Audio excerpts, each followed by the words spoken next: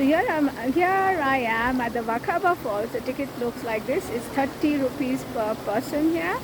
And there are two ways. So here you can feel, you can see the river flow, and it ends into a waterfall. But because of the fog, it's very difficult. But there's another on the right side, the viewpoint, and I think from there you can see the waterfall actually even better than here, because here you can only see this little part of the waterfall. Here's the deep valley. These are all the Khasi hills.